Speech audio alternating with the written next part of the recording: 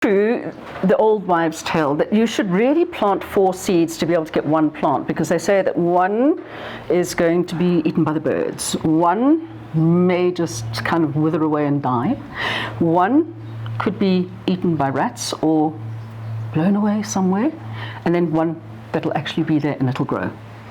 So there is truth to that, because it all makes sense, but I've been doing this for 14 years, and honestly I'm lucky enough to say that with Frankie Cementi and Linda's original seeds, which is basically we use these seeds to create these, I've only ever used 1 seed. I've only ever had to use 1 seed. I've just, I've never actually had that experience because I use this brand. And that's actually why I went for this brand, because I had a whole lot of seeds from all over the world, and these performed the best. And of course the nice thing about these ones is fewer in here than there are in the big packs, which is absolutely brilliant for home gardens, and even growing in a pot, because as she always says, you can grow anything in a pot. Absolutely. Except a Linda.